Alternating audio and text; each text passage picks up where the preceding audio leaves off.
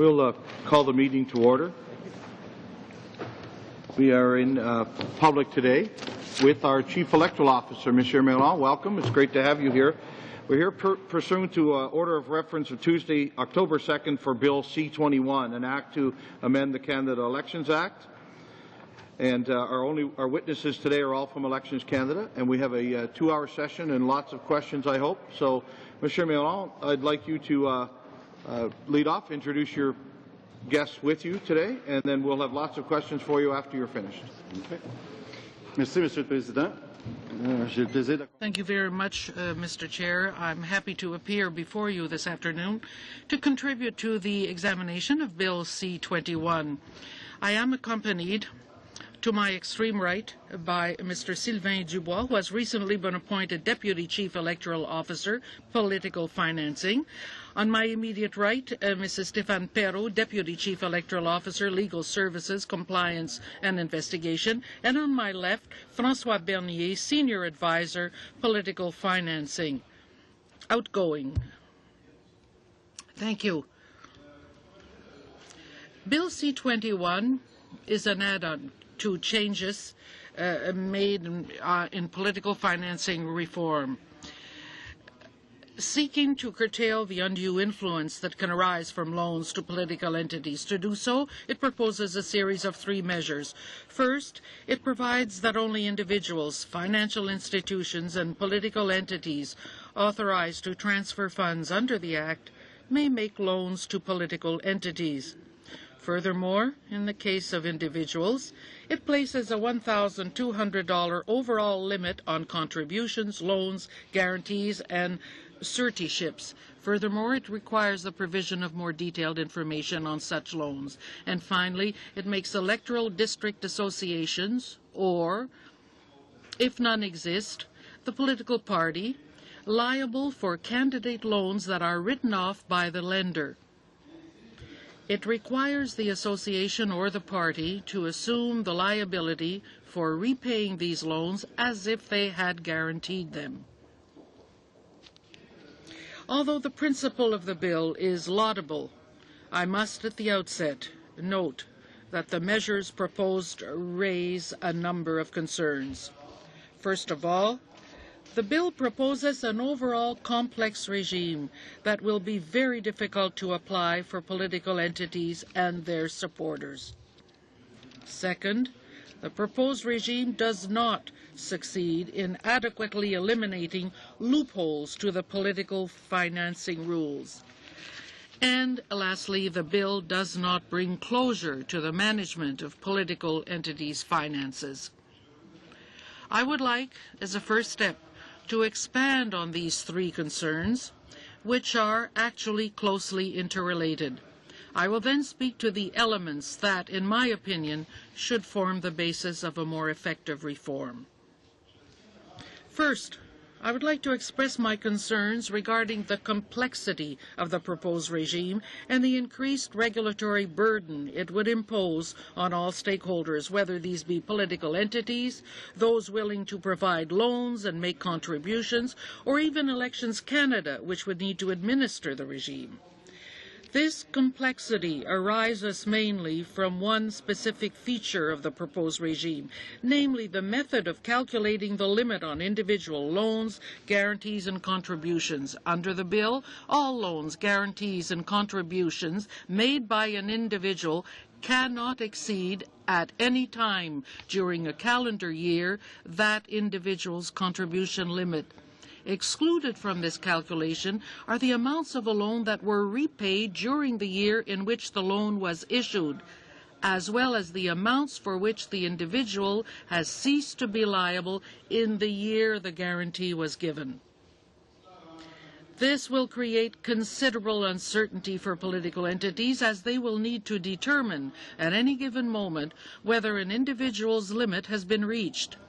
The amount of allowable loans and contributions will fluctuate over the course of the calendar year, depending on the amounts that have been given, repaid, or loaned.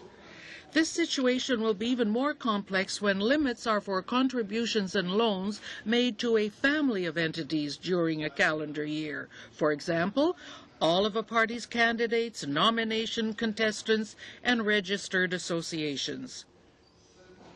This level of complexity is equally problematic for both political entities and the individuals wishing to provide them financial support. There's also a risk that this would lead to a proliferation of cases of non-compliance and create an incentive to find ways to circumvent. That's my second concern. To financial institutions, the regime seeks to curtail the influence of individuals who finance political entities through loans and to eliminate the use of loans as a means to skirt contribution limits. That being said, since the bill in no way affects credit sales, an individual could sidestep the new rules on loans by becoming a supplier of goods and services. For instance, while no longer able to lend $10,000 to the campaign, an individual, or the candidate himself or herself, would still be able to acquire goods and then sell them on credit to the campaign. This transaction would not be governed by the new restriction on loans. I also note, unlike the current provision dealing with contribution, nothing in the bill specifically prevents loans from being funneled through other individuals. In addition, in order to be effective, the regime should bring closure to the management of political entity finances by precluding the possibility of loans remaining unpaid for extended periods. However, and this is my third concern, the bill does not allow for this closure to be achieved. As I already pointed out, the bill proposes a new provision whereby the registered association, or if there's none, the candidate's political party, would assume liability for the unpaid portion of the candidate's loan that has been written off by the creditor. I welcome this type of measure. Unfortunately, it's too often missing from the current law, which is based almost entirely on criminal sanctions. The intent is to ensure compliance with the new 3-year statutory deadline for candidates to repay their loans. But we must point out that the writing associations or the parties may only become liable for unpaid loans of candidates and not for those of leadership contestant or nomination contestants. In addition, that liability will take effect only in cases where a loan is written off, but not in all cases of a loan default within the statutory deadline. It is difficult to predict the likelihood of loans being written off so as to trigger the liability of the Electoral District Association. For the 39th and 40th general election, according to the information reported by candidates after the 18-month statutory period, none of the $2.6 million in unpaid loans was written off by the creditor, and this was also the case for the remaining $1 million in other unpaid claims. Furthermore, the proposed regime for loans would latch onto the existing and significantly flawed regime for unpaid claims. I pointed out those flaws in my June 2010 recommendation report. This remains a complex and cumbersome regime that affords neither transparency nor closure. The authorizations currently provided for to pay beyond the statutory deadline are largely unnecessary, except to allow the Chief Electoral Officer to impose as a condition the requirement to report financing sources and thus address certain shortcomings in the existing statutory regime. Currently, a candidate or leadership contestant who pays campaign debts after the filing of his return, but before the end of the statutory period, is not required to file an amended or updated return disclosing the source of funds. Also, the current provision whereby a claim that remains outstanding after 18 months is deemed to be a contribution is a major source of confusion.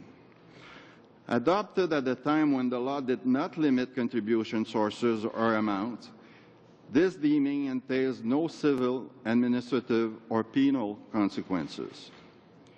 Deemed contributions do not, in and of themselves, entail a violation of the rules on contribution. Enforcement of the contribution rules and the imposition of criminal sanction requires an assessment based on the facts of each case. They cannot simply stem from the mechanical application of a statutory fiction. By continuing to subject loans to the flawed regime governing unpaid claims, Bill C-21 serves only to perpetuate these difficulties. Even in the unlikely event that a writing association were to be made liable for a loan written off by the creditor, the unpaid claims regime would offer no reasonable guarantee that these loans would be repaid with diligence by the association. These concerns lead me to suggest broad strokes of what I view as a more effective legislative reform. First of all, such a reform must address not just loans, but also rules governing unpaid claims. Some of the key elements for a reform can be found in my June 2010 recommendations report, while others are already part of Bill C-21. However, they should not be enacted piecemeal independently from one another. On the one hand, we must simplify the regime of unpaid claims by eliminating the current presumptions and authorization mechanisms. The law should also give the Chief Electoral Officer the power to obtain documents, as I've recommended in 2010, and to examine entities that may have relevant information concerning a transaction. On the other hand, in order to ensure closure, political parties should be liable for repaying any outstanding claim, including any loan that remains outstanding after the period of 36 months. This measure would be modeled after Bill C-21, while at the same time deviating from it in several respects. First, parties should be liable for the outstanding debts of all their affiliated entities, with the possible exception of leadership contestants. Second, the parties should be liable, whatever the reasons or circumstances for the payment default. Moreover, the party should have a relatively short period, for example 6 months, in which to pay the outstanding debt. Otherwise, the sum would fall due to the Receiver General and could be deducted from the public financing given to the party. To be effective, political loans reform should also propose rules that are simple enough to be understood and followed by both the political entities and the electors supporting them. In this respect, I think it is absolutely essential to shelve the idea of a combined loans contribution limit for which implementation would fluctuate in step with repayments and contribution made. One solution would be to follow Ontario's lead and do away with individual loans, since the benefit that the political entities would derive would be, for all intents and purposes, dwarfed by this severe regulatory burden imposed on them. If individual loans must be allowed, they should be subject to a limit that is separate from the contribution limit and, above all, applicable for 1 calendar year, regardless of the amounts repaid during the year.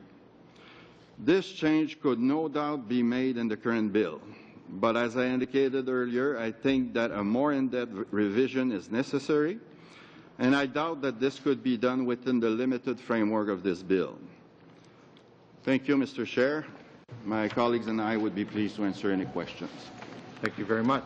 We will start with a 7-minute round. Mr. Lukiski for 7 minutes. Thank you, Chair, and thank you, Mr. Meron, for being here. And I think the Chair is right. I think we're going to have a lot of questions here. You've given us a lot of information to consider. A couple of things first.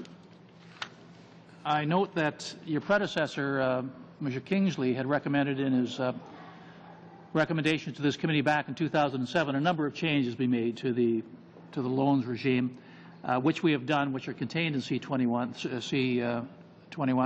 I hope that you agree that those changes, generally speaking, I think address the concerns that Mr. Kingsley had. But I'd like to focus in on one possible recommendation that you had made, and that is that as opposed to individuals only being allowed to contribute up to their maximum contribution limit on a yearly basis, you felt that we may want to consider an exception or an exemption so that candidates could loan on a one-time basis themselves any kind of money.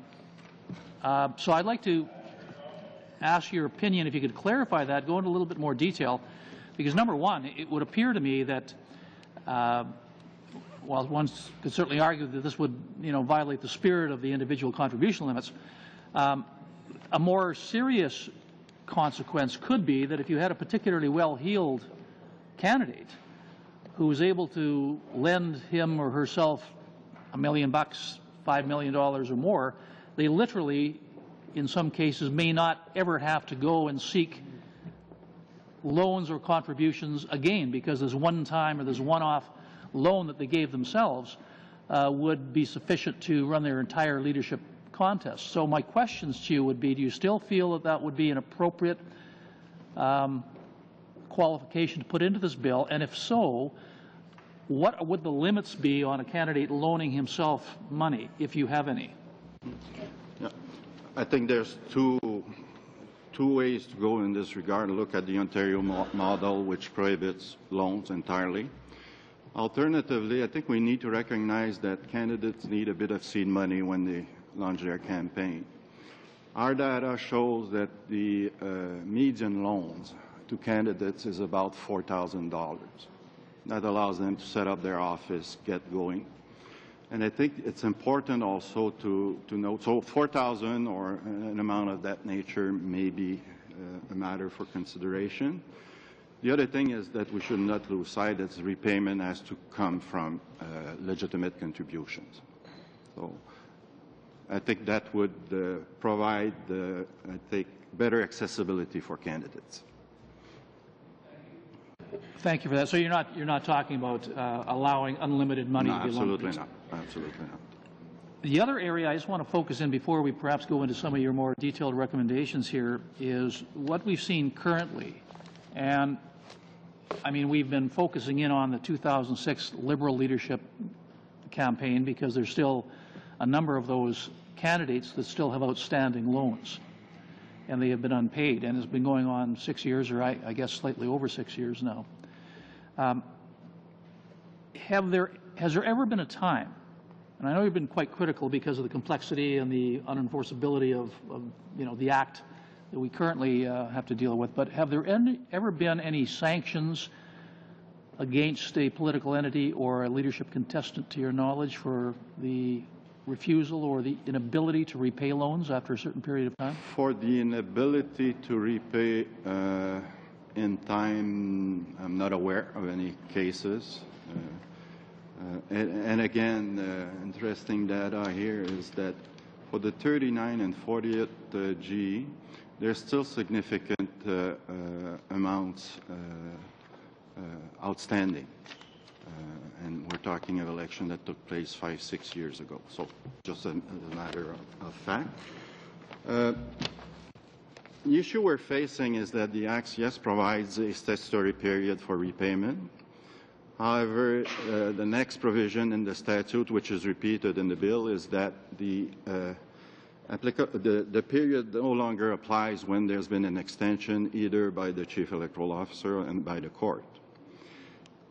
When the Chief Electoral Officer is seized with a request for extension, our approach is to see whether there's a desire to pay, whether it's desirable that the claims of the loan be reimbursed, and whether, again, it would better serve transparency. Because one of the things that would happen if those extensions are turned down, you lose sight of what's going on with those loans. There's no requirement to file returns after that point. So that makes it a little bit complex to administer. Thank you for that, and I understand, and I think you're right. But I'd like to ask one question that you mentioned in your earlier intervention to us, where you say that first parties should be liable for the outstanding debts of all their affiliated entities, with the possible exception of leadership contestants. Now, to me, it would seem that if we want to clean up the system and ensure that all loans are repaid in a timely fashion, that it should apply to leadership contestants as well as just candidates. Why are you suggesting that we might want to make an exemption for leadership contestants? My hesitation there is that there's a general principle in the Act that the party must treat all contestants the same manner. And I'm not sure how to resolve the issue where a candidate, a contestant, a leadership contestant will have higher loans. I think we would need to look more broadly as to how the financing for leadership contest is taking place. Well, it's quite obvious that each political party sets their own rules for leadership contests. However, we're talking about, I guess, big picture, potential abuse of the electoral system. So whether or not it's a leadership contest or whether it's a general election or a by-election, whatever, if there is a candidate or a leadership contestant who is representing a particular political party, either through candidacy in a GE or through a leadership contest, would you not agree that there should be something, and we have the ability to amend the Act to ask those leadership contestants to follow the same rules as the candidate would? One of the suggestions I put forward in 2010, and that's for consideration of the committee, is whether a candidate who has failed to reimburse debts from a previous election should be allowed to run in the next one. That would be, could be an effective remedy to ensure that, again, candidates do not carry debt loads from election to election.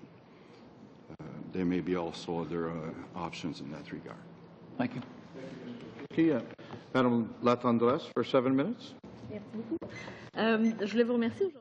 I thank you, Mr. Miron, because I find it absolutely fascinating. It really does indicate the reason why we have committees such as this one to study these issues. Your opinion is most interesting to us all.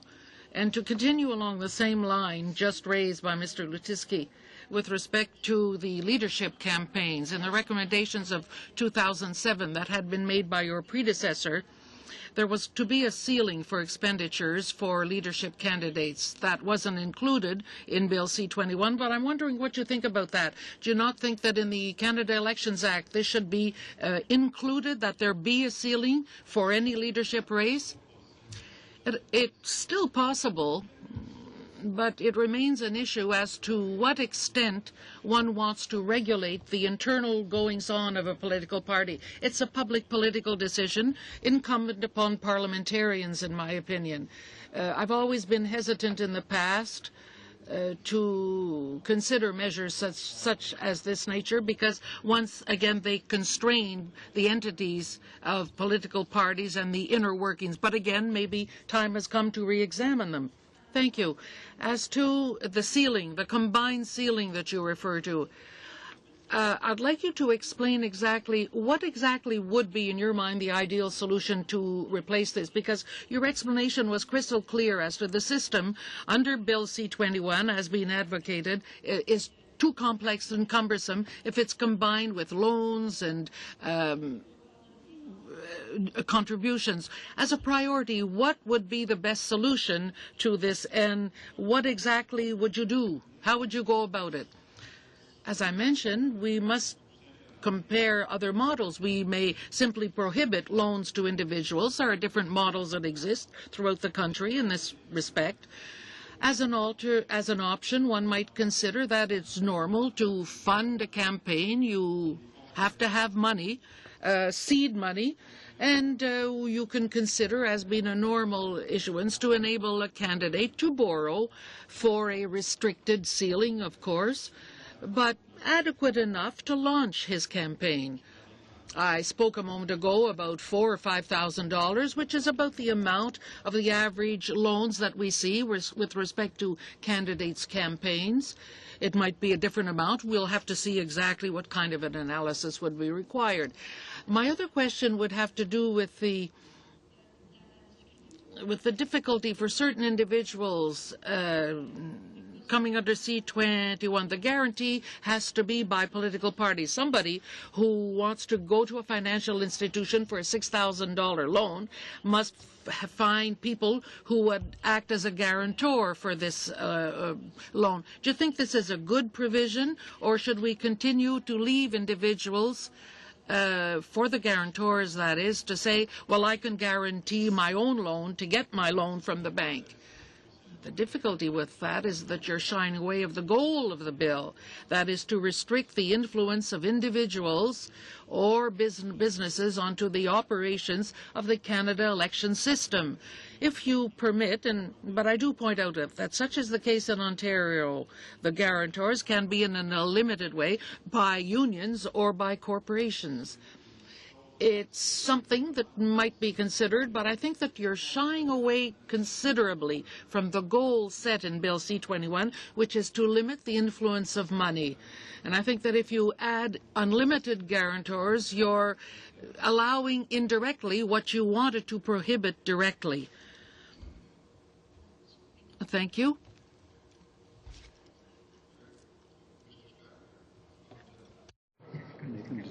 Something very quick. Is that Oh, Mr. Cullen, sorry, 3 minutes left on the Chair. time. Just very quickly, is there a consideration in your recommendations for retroactive application to this, to the previous general elections? Is there's some concern or knowledge of retroactively applying any changes to financing and loans to previous elections? Is that a contemplation that your office has had?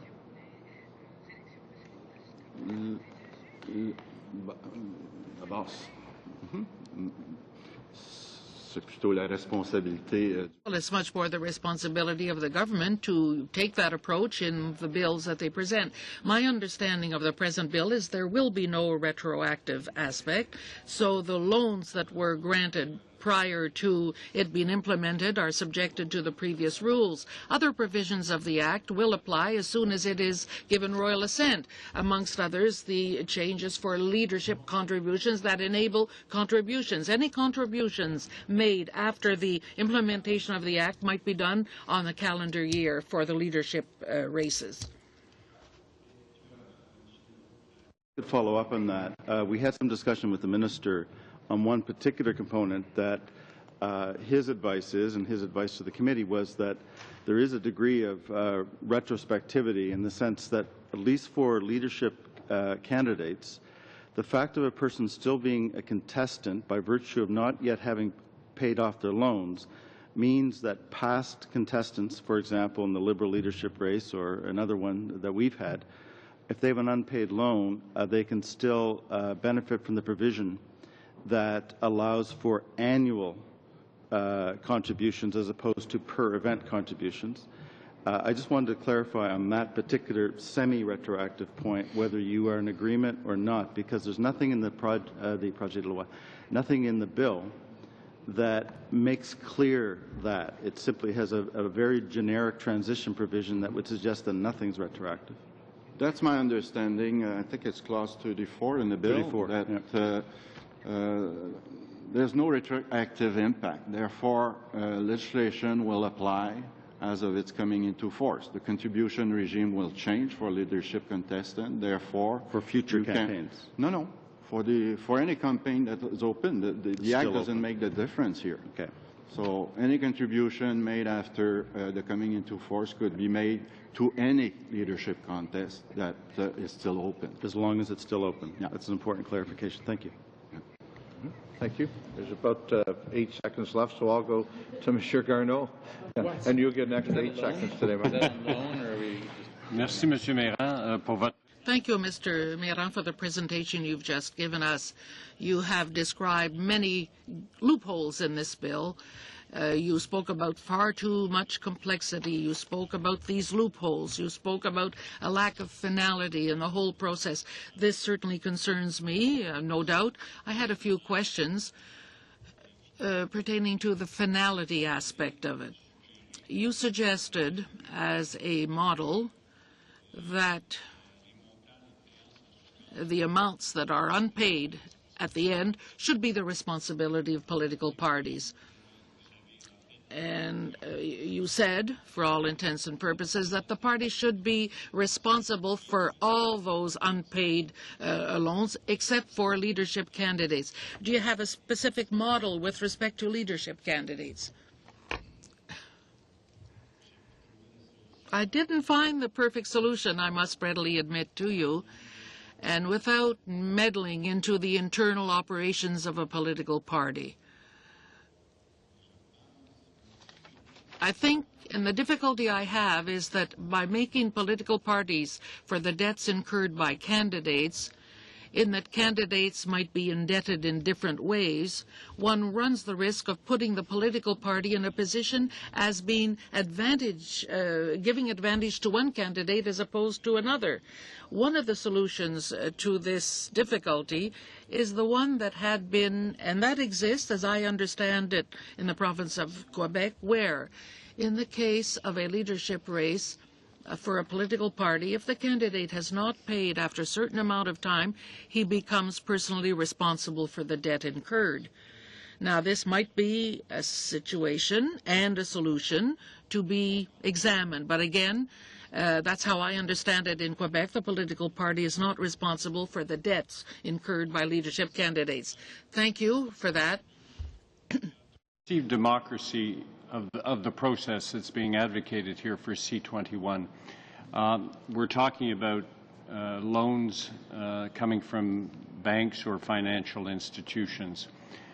Do you think the process is inherently fair if, for example, because banks are concerned about somebody's credit rating and credit history before they're going to make a loan to them, do you think that there's going to be a perceived disadvantage to somebody who wants to run in some way, but that does not have a well-established credit rating? I'm talking, for example, let's say in some cases women who have not been who have not built up a credit rating during the course of their lives, or perhaps very young candidates who might want to run.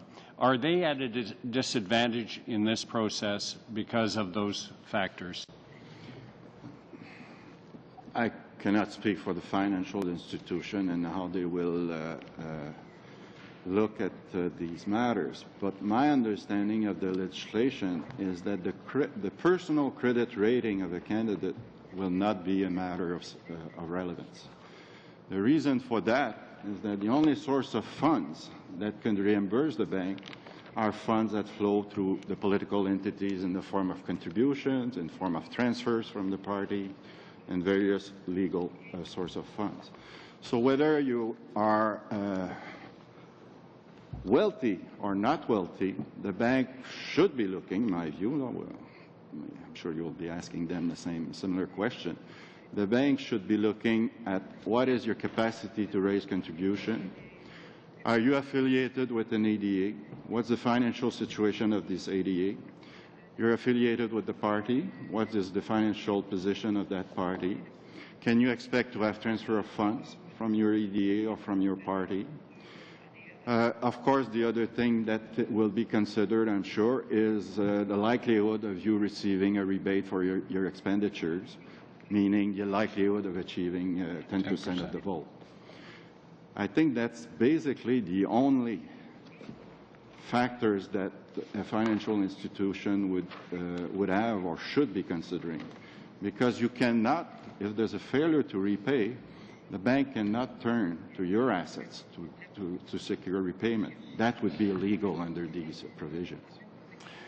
Well, the reasons or what the bank should be looking at, as you just described it there, for example, the health of your association, those kinds of things, do you think that places certain people at a disadvantage with respect to others? Do you think that that is in itself undemocratic? Or is that just a reality that everybody has to accept? I think that the minute we rely on private institutions to fund loans, I think they will take a business approach to this. They're not in the business of subsidizing campaign. So if the more we rely on private funding for political activities and limiting access to, in terms of recovery, we can expect that it may impact different players differently. It comes to my mind that the situation of independent candidate in this context may be even more difficult than it is now. And I think that would militate for at least allowing them to get a seed loan from a financial institution. Because they can't rely, the bank looking at an independent candidate cannot rely on any financial position of the association or the party. So.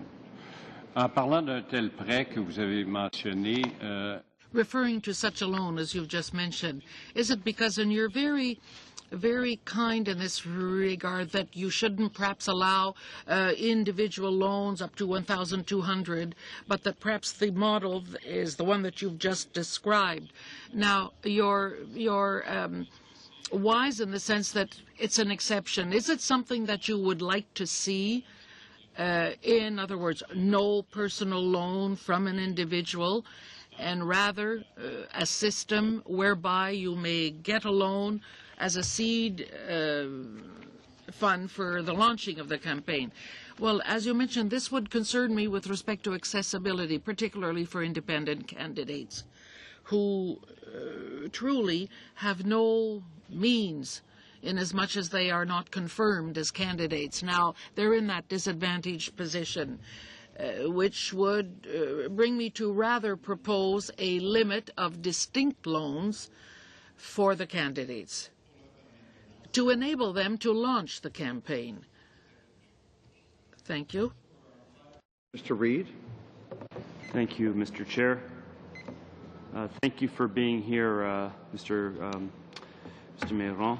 I have a few questions, one of which stems from your presentation. I'm looking at page 7 of the English edition of your presentation. The first sentence on that page, which reads, I also note that unlike current provisions dealing with contributions, nothing in the bill specifically prevents loans from being funneled through other individuals. What I marked down at the end of that was a question mark and the word how. Could you just explain what you mean by that? What does funneled mean? Well, I think there's been a fair bit of media coverage in other jurisdictions about a system of prête-nom, where, sorry, I'm not sure how you translate that, where an individual wishing to support a candidate or a party could split the amount and fund individuals to extend the loans to the candidate or the entity. I see, where it's not legal for me to give some money to someone on the condition that they donate it, but it is legal for me to give someone the money on the condition that they loan it. That's the point you're making? That's my reading of the legislation after C-21. As things stand now, as the status quo exists, would that be unlawful under the current legislation? Loans are legal. No, but, oh, I see, right, of course, yeah. So, but giving someone, if I were to give somebody some money and say, now go out and loan it to whoever, for whatever reason, would that actually be unlawful at this point? At this point, no. No, of course I could just make the loan myself. Anyways, yes, there'd be no point in doing it. Okay. And there's no limits on loans right now. So the point you're really driving at is that as the bill attempts to close off various loopholes, it may have simply left one that it was unanticipated. Okay, I just wanted to get my head around what you were saying there. Thank you for that. You suggested, I have a feeling this is not a very firm suggestion, but you suggested $4,000 as a possible amount that a person could loan to themselves for a nomination in a riding. Was that? No, for a candidate, I haven't put my mind around the nomination contest. I suspect it would be lower for a nomination contest. Oh, I see. So that's for a national leadership candidate? For a candidate in an election. Right, okay. I'm not trying to pin you down to $4,000 because, as I say, I think you simply pulled that number out as an example, but I just want to make sure I get a sense of what you're proposing here. One of the things that strikes me is when one tries to raise funds, one faces fundraising costs. If, for example, candidate X decides to run for the leadership of, well, we're going to have a leadership race for the Liberal Party. Let's imagine that the law was already in place. Candidate X seeks to hold a fundraising event. There are costs associated with that. Are you thinking that those would be counted as part of this, or do you regard these as being a separate thing which are not being limited under the proposed bill? In the current regime, it would be part of it. So that's why I'm suggesting at times, especially for candidates, again, that there be a bit of a allowance for a seed loan to run those events, because there's a cost to host those funding events, and often they have to be paid in advance. So that seed money would allow them to at least get going. Right. I'm primarily thinking when I raise these things about payables, carrying costs. What can happen is sometimes these can carry on for some length of time.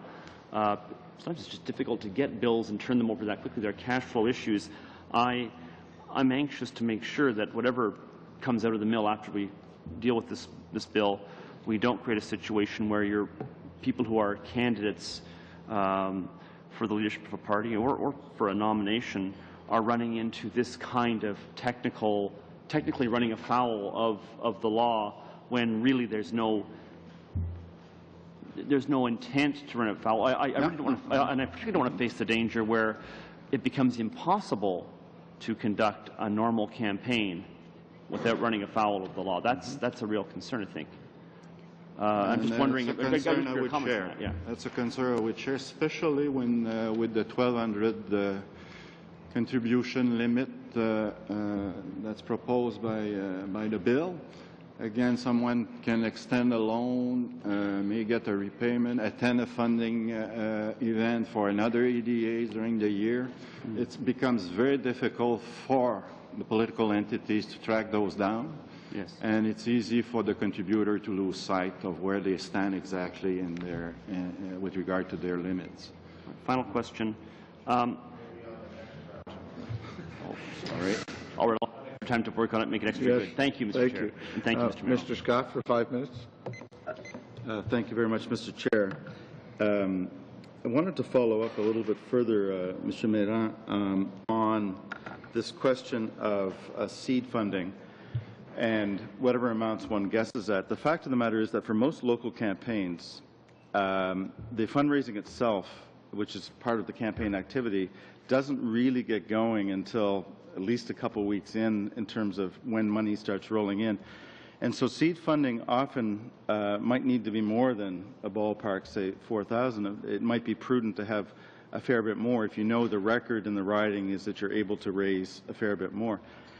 What I'm wondering is it your reading of the bill that if you were to seek a loan, an EDA, were to seek a loan of, say, let's just say 20,000, you would actually need guarantors of, say, 15 guarantors or 16 guarantors, because the guarantors can't go above 1,200. Is that correct? Correct. Great. And so I know you're not in the business of saying how banks will or will not act, but my serious worry is that the kind of paperwork involved here to go beyond a few $1,000s in a seed loan could be extreme for a bank, and the disincentives to be lending when they have to track 15, 20 guarantors for a $20,000 loan, for example, could itself be a disincentive from a business case perspective to loan, to lend. Do you have any concerns along those lines? It could be. There's a point where it doesn't make much business sense, but again, banks are good at figuring out ways of managing complex systems. But I don't know what will be the behavior once the rules are in place. Again, my comments today are based on the assumption there will be some $1,200 loans. How many? I don't know. What I'm raising as an issue is that these type of loans contribution will be extremely complex to administer for both political entities, contributors, and Elections Canada, which after 3 years may have to follow, monitor an inordinate number of very small loans when you think of Exactly. Okay. And a question now is on this whole issue of unpaid loans becoming deemed contributions. And there was some reliance from the minister in his testimony last session on the fact that a provision in the C-21 which says that a loan becomes an unpaid loan when it's been written off by the lender as an uncollectible debt, and then it kicks over to the EDA being responsible. The testimony from him and his advisors was more or less that that would be pro forma. That's exactly what banks would do, and therefore a bank would never really end up in the position of potentially being found to have committed an offense under the Act. They wouldn't actually have a deemed contribution because they would always use this mechanism. But I noticed in your remarks that you said that on constate selon les informations rapportées par One realizes by the information reported to us by the candidates as provided for under the present Act that only $2.6 million of unpaid loans, none have been written off by the loaner. Was telling us about the likelihood of banks simply using this writing off provision, and Elections Canada's experience with the fact that this doesn't seem to happen very often. Is there any tension, or are we talking about two different actors? Or I don't think so. No, I think we're probably talking from different perspectives. The fact is, from the data that's available to us, is write-offs don't occur under the current regime. Mm-hmm. Now, with the new regime, the write-off would trigger the liability of the association of the parties. So that may induce more write-off, I can tell. The other point that I think I need to be clear, the fact that the contribution is deemed does not create any illegalities. Okay. I think we have to be absolutely clear on that. That's very important that you clarify that. There's no offense associated by the fact that a loan or any unpaid claim suddenly becomes a deemed contribution. There's no offense strictly attached to this. It's very important that you do clarify that, because I believe the minister is under the impression that that is the effect. And we asked that question, and so it's very important that this committee go on to look at that. Do I have any time left? Yes. 1 second. No time left. Next time around, let's talk about rebates. Mr. Albrecht for 5 minutes, please. Thank you, Mr. Chair, and thank you, Mr. Miron, for being here today. I'm sure that there's at least one thing that all of us around this table today can agree on page 4 of your comments, where you talk about the complexity of the bill relating to stakeholders, those providing loans, and Elections Canada, but you left one group out. You've left out this committee in terms of the concerns that we have about the complexity of it. I want to turn to page 6 on the English section of your comments when you started speaking about avoidance. You say about limiting loans of more than $1,200 to financial institutions, the regime seeks to curtail the influence of individuals who finance political entities through loans and to eliminate the use of loans as a means to skirt contribution limits. And then you go on to say, that being said, since the bill in no way affects credit sales, an individual could sidestep the new rules on loans by becoming a supplier of goods and services. So just as an example, as a candidate, I could go to a printer and have him or her print $10,000 or $15,000 worth of collateral to use in my campaign, which would then, in effect, become a loan because it's not paid yet.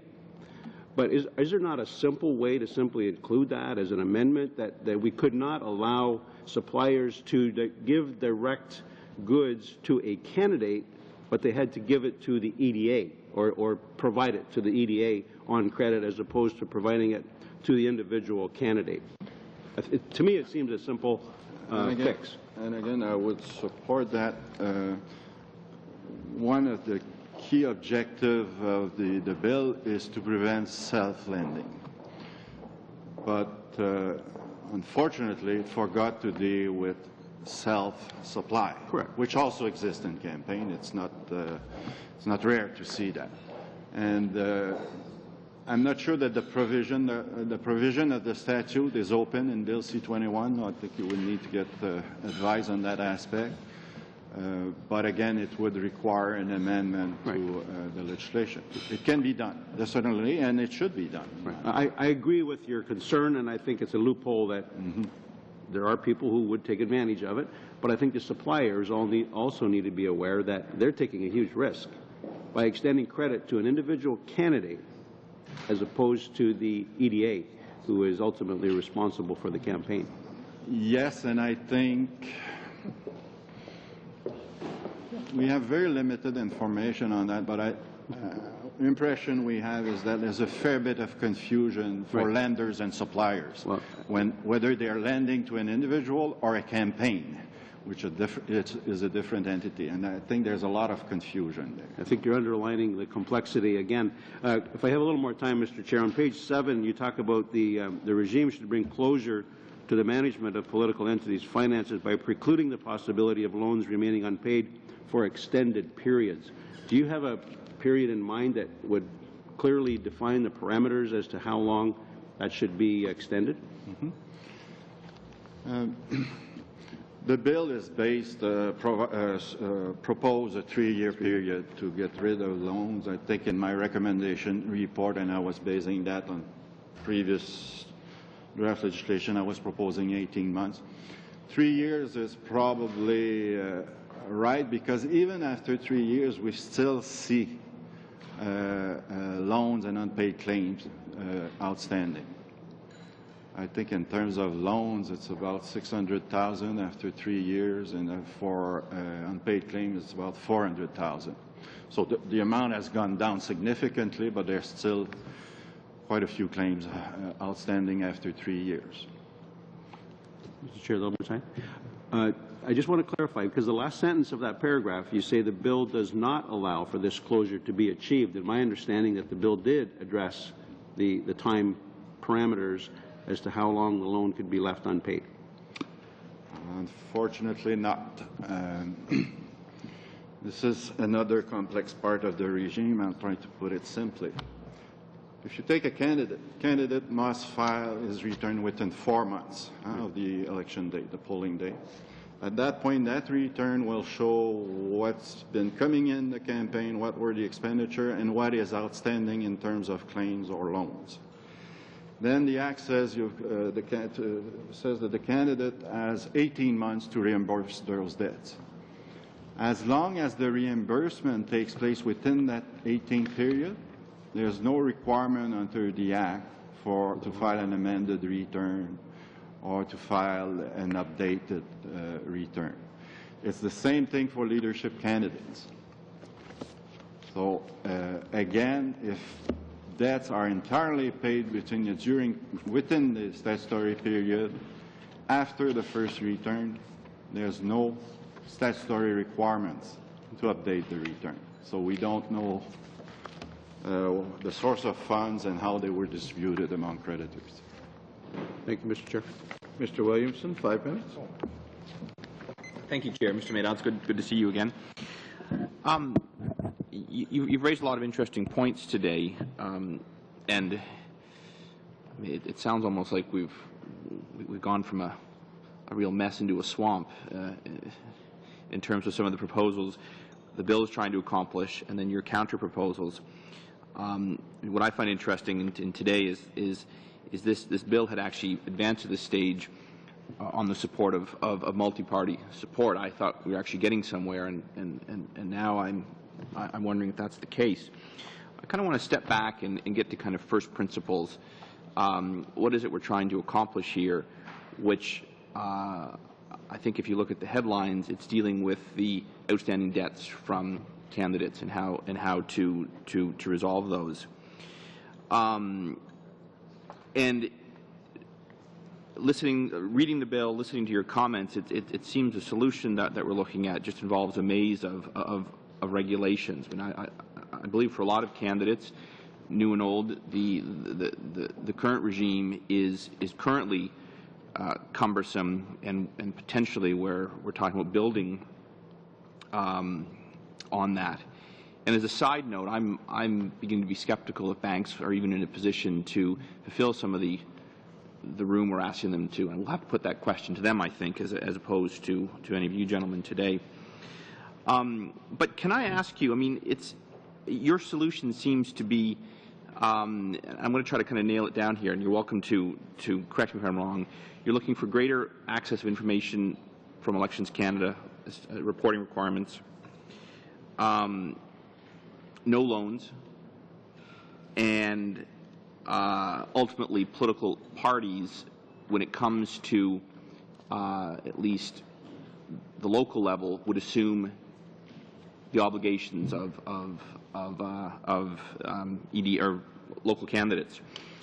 Coming from that, I have two questions. First of all, what is your solution then to deal with the large outstanding loans from leadership contestants? I'll ask that one first, and I'll come back to my second one. So, again, there's no easy one.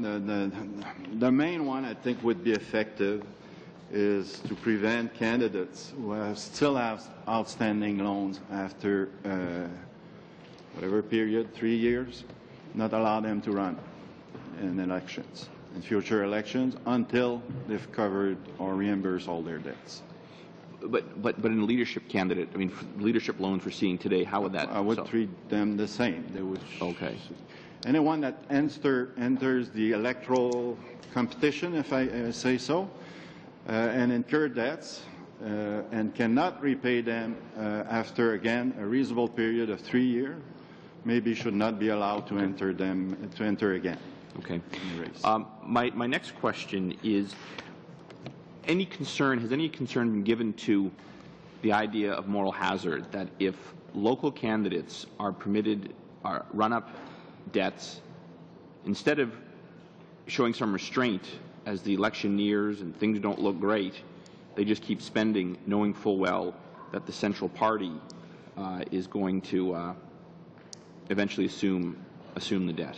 Mm-hmm. I mean, that question of moral hazard seems that debts could actually become larger and just be turned over. Yeah. And again, I think that will be something that the party will need to factor in their internal setup. But again, when we look at the overall picture of funding for candidates, loans represent about 3 to 7% of their financing. Most of it, half of it comes from contribution, and 40% from transfer already from campaign and parties. The other thing is that, again, there's a limit on spending. So, again, the candidate has to be careful there because he can get easily offside if he crosses the line over the spending limits. Chair, do another 30 seconds, or how's my time? You have 20 seconds left. Well, I'm wondering if, getting back to first principles, if the solution doesn't just rest in terms of dealing with past outstanding obligations in future, removing, well, I guess this applies more to leadership, removing that $1,200 one-time donation, allowing it to be multi-year, and frankly, just keeping the heat on individuals to raise money. We have generous financial or tax receipts for candidates, and is that not perhaps the solution? Being able to go back to donors time and time again? Oh, that will, and in any case, it will have to be done because those loans can only be reimbursed out of contributions. So that has to happen. The question that I pause or leave with the committee is whether ensure that there's a level access for all Canadian citizens, whether allowing for a seed loan to get a campaign started would better serve the democratic system. All right, thank you. Mr. Cullen, 5 minutes. As Mr. Scott does, I'll start then. Thank you for the testimony today. It's helpful. One quick thing on the suggestion of removing all loans, personal loans, because it's so complicated to try to understand when someone hits their limit. It's a moving target. The one question in terms of putting that to banks and credit unions, which obviously we're going to have to hear from, I think, as a committee. We're making a bunch of assumptions about what they will and won't do, and I don't think anyone around here is necessarily ready. I don't think Elections Canada either can assume. But if you have a guarantor who comes in to guarantee the loan, which in personal experience is something that my credit union was interested in, that then prevents that person from donating to the campaign because that's an assumed contribution even though they haven't donated a dollar. Is that correct? Yep. It's, so it's not a perfect scenario in the sense that some campaigns don't have a lot of deep pocket donors and people who are willing to. It's complicated as well. If you take a $50,000 loan out, you then have to marshal together enough people at $1,200 a person to guarantee that loan. Yes. Or ask your party or riding association to guarantee it. Right. For a general election, one thing. For a leadership race, maybe quite another. Yeah? Mm-hmm. So I understand the idea of getting rid of individual loans. We're trying to have that tension between, as you just said, accessibility to the political system while not allowing money to buy politics, right? To buy leadership races or to... Someone once said, money in politics is like rain on a sidewalk. It finds its way through the cracks. And there was some loopholes created in the last law big enough to drive a truck through in terms of the personal loans to circumvent these limits and allowed people to blow through limits that were intended to have fairness. I guess you've suggested the idea that if somebody has exceeded those limits on this personal loan front and hasn't paid them back within this, you talked about a 3-year window, that they aren't permitted to run again. This is a pretty strong thing for a chief electoral officer to suggest, to ban someone from running based on the idea that they've been irresponsible or negligent. And it almost infers that, I know you're not inferring, but perhaps the candidate took that money knowing they couldn't pay it back was a way to circumvent the limits on contributions that apply to everybody else in the race, if you follow me. It's a 3-year ban, that's or a ban on not running because of a 3-year limit. That's what your suggestion is, correct? Until those debts are repaid. Again, when I suggest that, I go from the, and we need to balance all the principles here and the objectives. But if we are truly concerned about bringing finality to those debts, I think we need to think of other measures than the ones that are in Bill C-21. It's interesting to me because it is, like I said, I don't want to put words in your mouth, but it's a pretty severe consequence. You cannot run until these debts are taken care of. It's the challenge, and again through some personal experience, is that the hope and optimism of a candidate sometimes exceeds the economic realities that also face that candidate, and you can be convinced. I resisted. I guarantee you that. But the notion of, in the general elections in particular, either that person not being able to run or the party having to subsume that debt, this level playing field you talked about earlier, I think, remains critical. Access to the political environment. And I don't think it was fair. You passed over the comments about 2 candidates, one traditionally able to access lines of credit, loans from a financial institution, a middle-aged white male versus a young female candidate walking into the same institution or treated the same, doesn't meet with the reality that exists within our financial institutions still. It's a hangover from days past, but it still exists. Can we just simply wash over that piece and say, well, the banks will be neutral on whoever walks through their front doors? Several aspects to your question. I want to be clear. We need to, in my mind, we need to distinguish candidates from leadership contestants. These are separate entities, separate contests. In the case of candidates, what I put forward in my remarks is that the party, after 3 years, become liable for those debts. No civil or other sanction for the candidate. The party itself may decide not to endorse that candidate in future elections, but that's where we seem to have a difficulty is with regard to leadership contestants. Yes.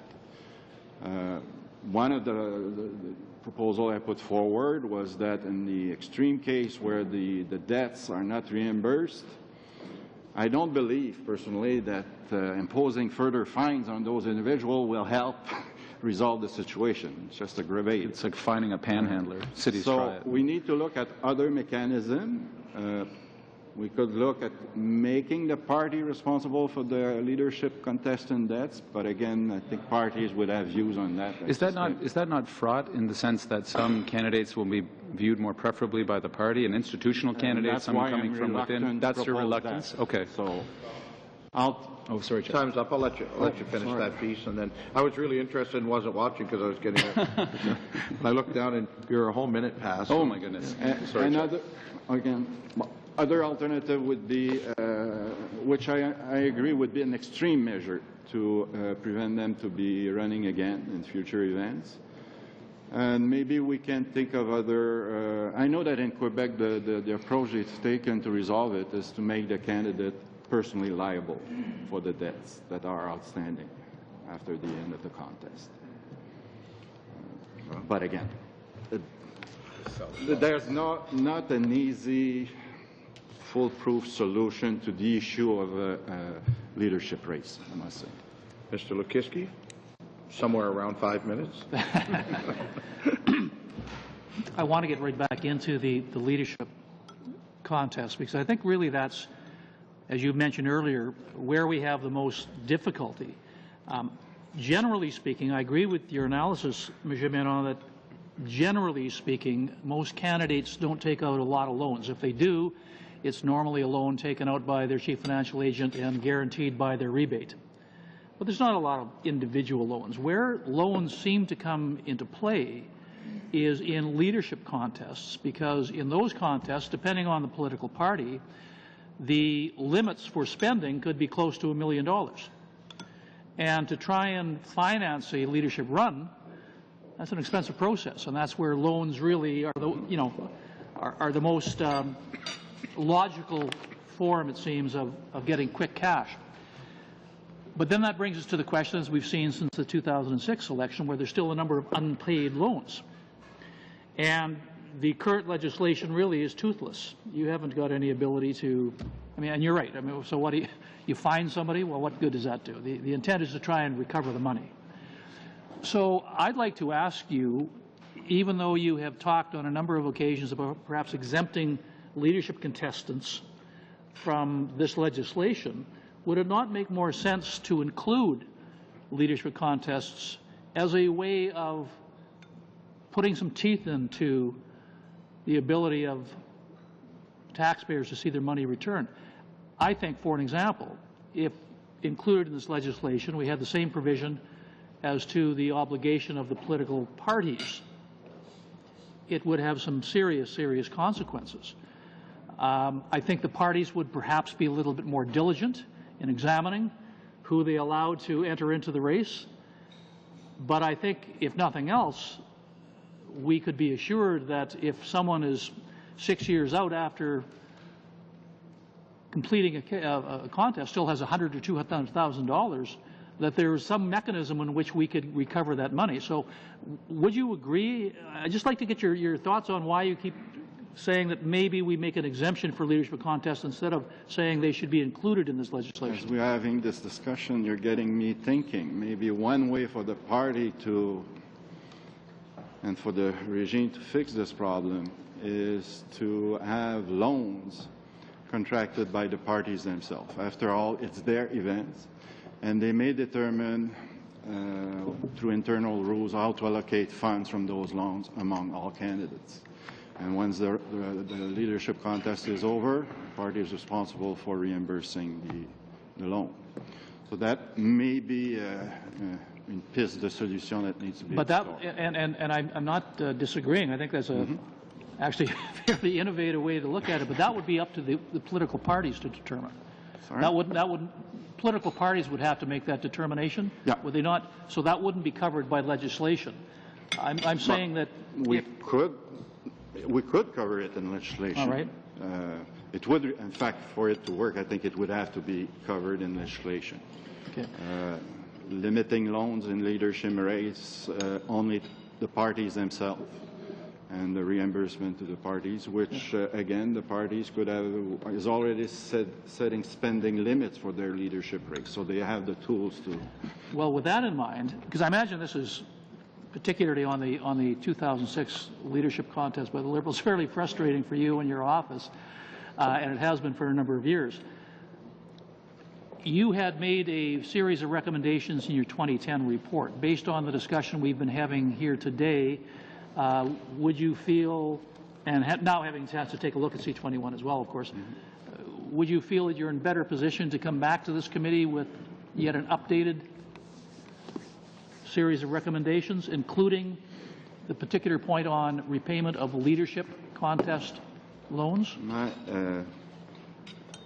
My recommendation from 2010 still stand. The problem that the committee will have is that many of these recommendations dealt with unpaid claims, and it's not open in C21, so there's a procedural issue, I believe.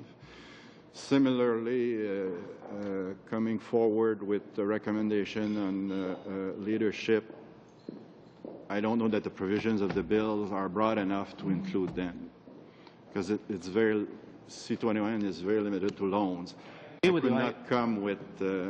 anyway. No, I agree with you. It doesn't deal with, I think, the elephant in the room, and that's the unpaid claims for unpaid loans by leadership contestants. So I'm suggesting perhaps we take a look at including some of those provisions into the bill. Obviously, we have the ability to amend the bill. The minister may want to take a look at going back to the drawing board, so to speak, but it would be interesting to see any recommendations that you may have that we could consider with particularly leadership contest rules and regulations legislatively. All right. I have Mr. Gill for 5 minutes. Thank you, Mr. Chair. I also want to thank the witnesses for coming out and participating in this very, very important discussion and topic. I'm wondering if you're able to share your thoughts in terms of loan defaults. Do you see more of a problem, say, with candidates running in general elections, or is this more of a problem amongst the leadership contestants?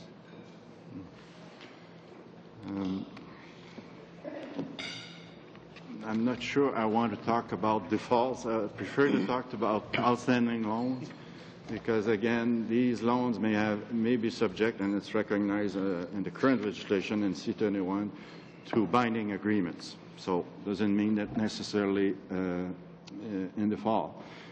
What I can confirm to the committee is that for candidates, there's still significant amount of outstanding loans and unpaid claims even after 3 years.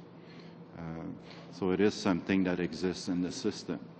In the case of leadership contest, when you think of it, the new rules were introduced in 2007, so there hasn't been that many leadership contests. There's been a few. And again, my sense is that there's a general effort to reimburse those outstanding claims, some less successful, of course. Can you define the word significant? Are you able to give us some sort of a number in terms of how many candidates or what the amount possibly? For unpaid loans, and it's probably something I could share with the committee if there is interest. If we're looking at the last 3 Gs, generally for candidates, I'm talking about candidates here, outstanding loans at 4 months after polling day stood between $3 and $4 million. That's about 7% of all the funding available to candidates in elections. After 18 months, those amounts have been reduced by about 25%.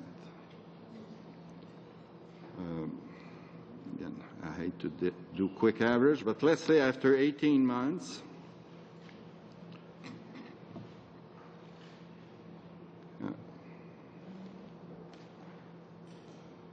I think it stood about at 1.3 million. So still after 18 months, 1.3 million outstanding.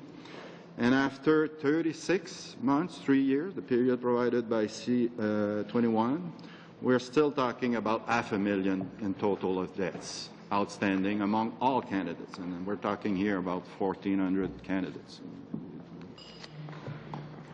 So there is effort. What this shows is that there are continuous efforts on parts of candidates to reimburse their debt, but some are struggling in terms of the time needed to reimburse those debts. If you were to look at last number of elections,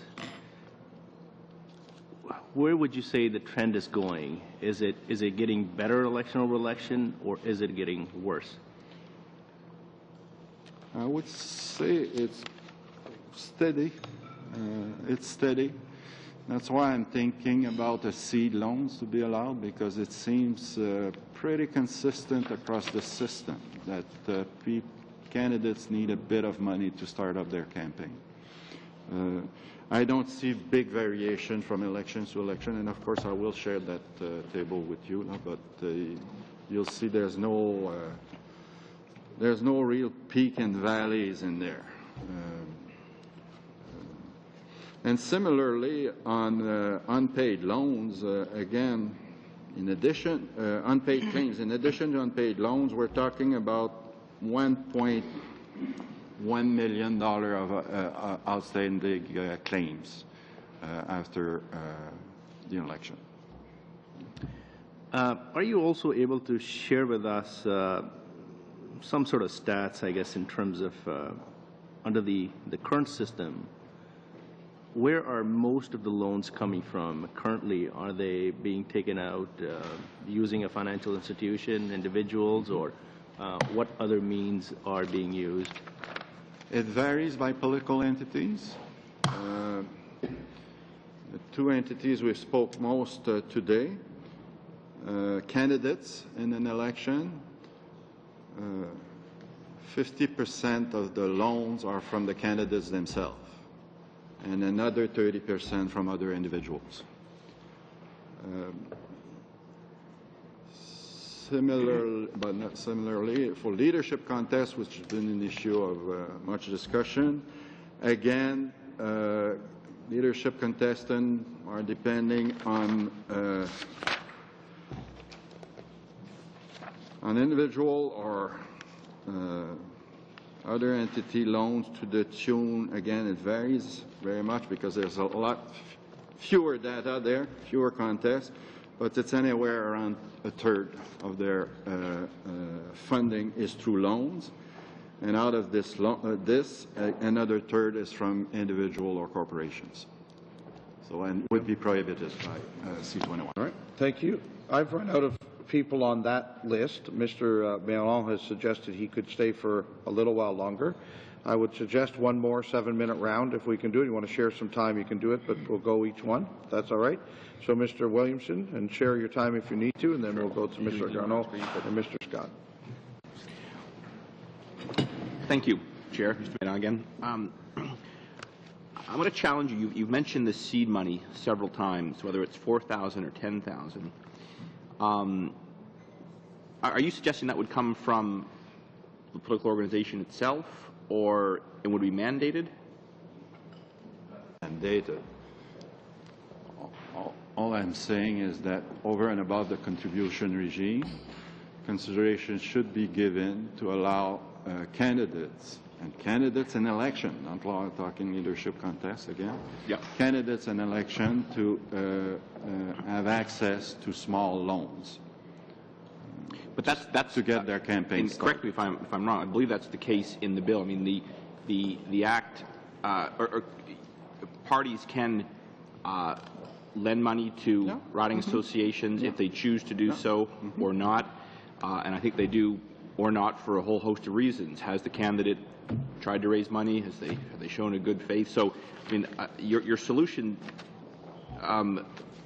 I guess if you're just suggesting what works now should remain, I would agree with you. But if you're suggesting anything more than that, because I think between the existing party structure that allows for it, as well as the very, very generous tax receipts that candidates can provide, I mean, there is here an obligation for candidates to go out and raise money themselves. And when you're able to collect $100 and return $75 to that individual, there is an obligation here on the candidate themselves, and I worry that we're drifting into into territory that suggests the candidate has no obligation, or we're minimizing it and turning responsibility over to others. So, could you clarify your 4,000, or whatever the figure is? But how would it differ from what currently exists with with the party loans and as well the financial opportunities that currently candidates have? there's no restriction, so we have to look at it in the context of C21. And again, my suggestion is based on the fact that you're absolutely correct. The candidates get most of their funding through contributions. Another big part from transfer from their EDAs or the party. But when we look at the system globally, they are looking for 7% of their fundings, not a large amount, that comes from loans, other than from the parties or EDAs. And what C21 is taking away is that 5 to 7%. What I'm suggesting is that it be given consideration either to eliminate those loans entirely because of the complexity in the bill, or allow a separate one-time, one-campaign loan with a strict limit to allow candidates to get seed money to start their campaign. That's all I'm suggesting. Okay, thank you. That was just my point, was to just highlight that the moral hazard again. And I'll turn it back to you, Chair. I don't. Anyone else in your group? We're pretty much Mr. Reid. I just had one question. Actually, I had two questions initially, but Mr. Scott took one of them. So the question I have just relates to your suggestion that if a candidate has not paid off debt, that candidate would be unable to run again. I must say I worry that this sort of thing would have the effect of hitting certain individuals, certain classes of individuals in a way that would be tougher than other classes of individuals. If we're thinking about a formal campaign for Parliament, individuals who run as independent candidates have a much harder time paying off their debts than would those who can be assisted by their parties. So effectively, this would have the effect of discriminating against independent candidates who would have to be much, much more careful about running, given the fact that independent candidates typically stand the best chance of having an impact not at a general election but at a by-election, which might very well be called a short space before a general election. You could see a situation in which someone who runs, who has to spend a bit and go into debt to run a credible campaign, is then prohibited from running again. I worry very much about that, and I just throw it out as a note of caution to you. Oh, absolutely. And again, I would just want to clarify that when I'm consideration for prohibiting someone to enter a contest would be for leadership contestant. I didn't have that in mind for candidate. Oh, I see. It's purely for leadership contests. My apologies. Because there's no mechanism there to bring an end to this debt flow. And the last resort, and I agree with everyone, it would be a last resort measure that they would be stopped from entering future contests. In that case, I apologize. I misunderstood what you were getting at. Thank you. Anything else from? All right, Mr. Scott.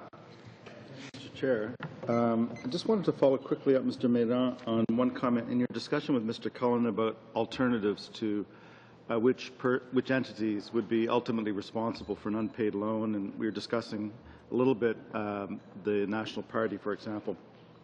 And you did say that, well, possibly one option could be to consider, because you mentioned Quebec, could be that the debt falls back on the candidate. But I just want to double check. My understanding is that if we did that, we would in effect be circumventing the whole issue of candidates not being able to fund their own campaigns. And would you agree with that? I would tend to agree, yes. Okay. Hopefully you'll have officials from Quebec to explain their regime, but that's my understanding of their regime. So it would have that problem. Okay, thank you. And the second point is, you started out, I think, almost your first or second sentence in terms of the critique part of your presentation was talking about the relationship between this and the provision of goods and services and how they could be provided on credit, for example. But I want to take that just a tiny bit further, and it may just not be that I haven't read this closely enough or understand the system well enough, but does the idea of a loan in kind come up here at all? And what I'm thinking about is, for example, we've had cause to discuss recently in the House issues around preferential funding for servicers providing certain services. For example, flights within a riding where remote communities need to get contacted by candidates.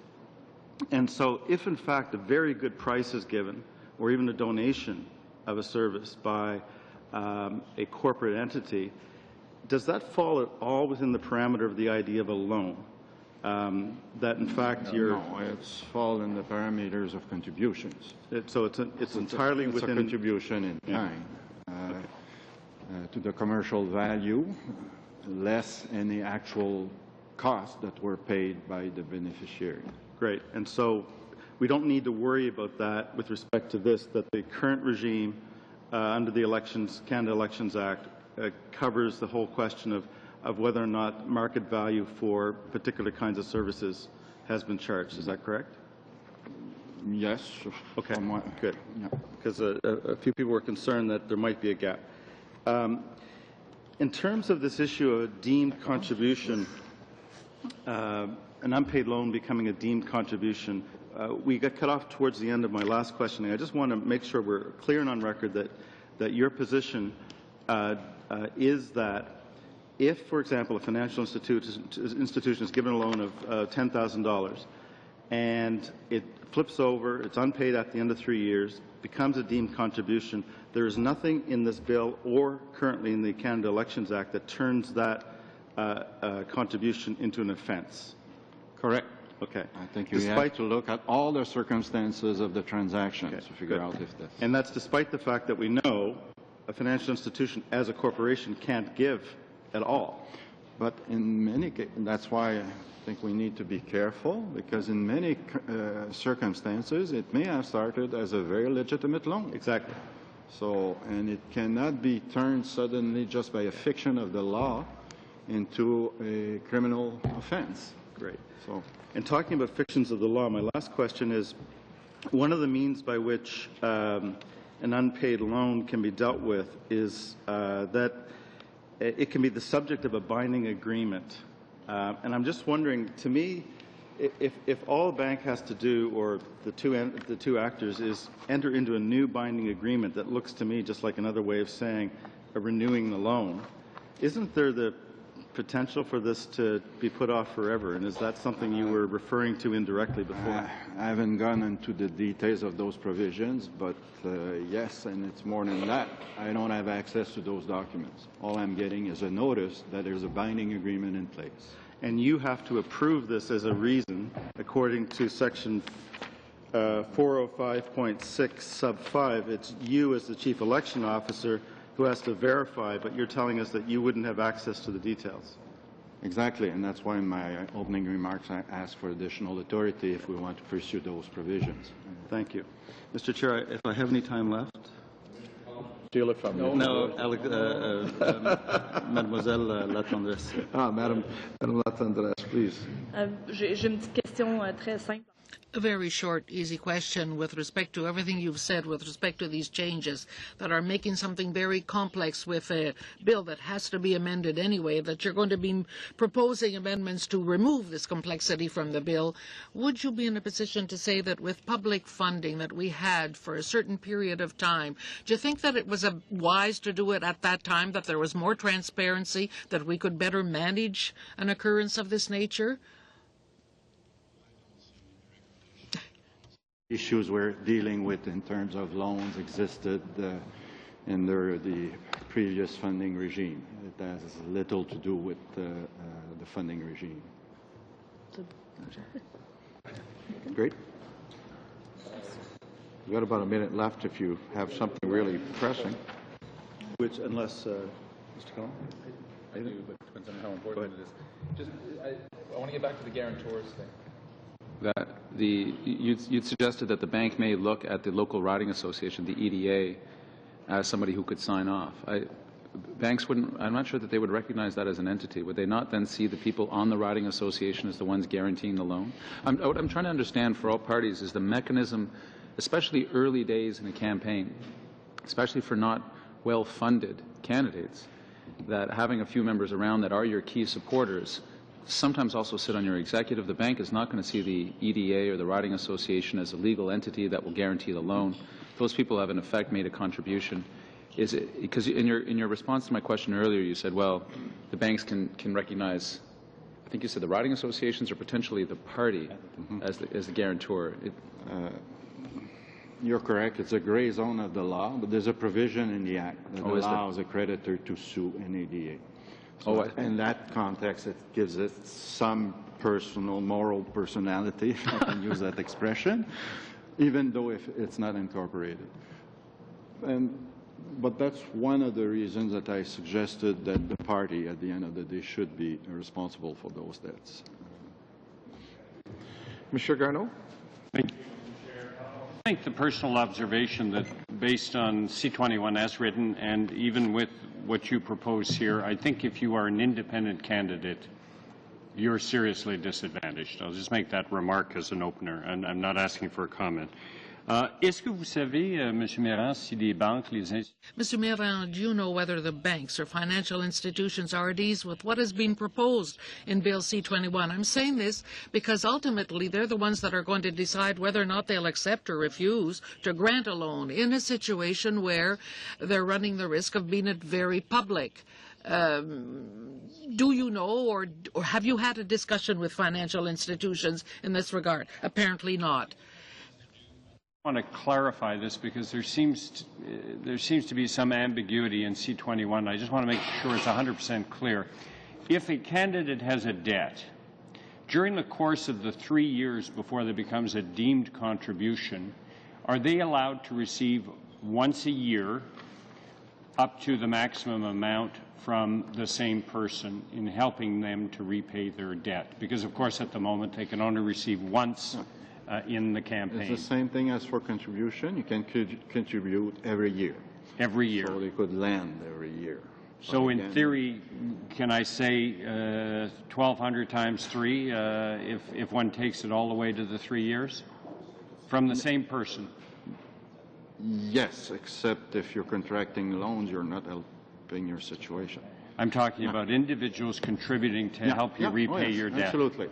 Okay. It's $1,200 a year. Okay. Vous avez décrit 2 exemples d'échappatoire dans votre... You described 2 loopholes in the bill and in your speech. Perhaps I might ask you for a little bit more detail on this. You did say that contrary to the present provisions of the bill with respect to contributions, nothing in the bill precludes in an explicit manner having the loan given through another individual. I wonder if you might explain to us what might happen. Well, what I have in mind in that statement is the phenomena that was observed with respect to aliases. An individual who would want to lend to a campaign would want to lend, let's say, $10,000. They use members of their own family, for instance, to hide certain facts. That's the expression I use. Now, that is not specifically precluded in the bill. So, therefore, it would be easy yes, I would recommend that something be done about that. My other point is with the other loophole that you mentioned. You said that credit sales now. Can you explain to me what exactly you mean by that?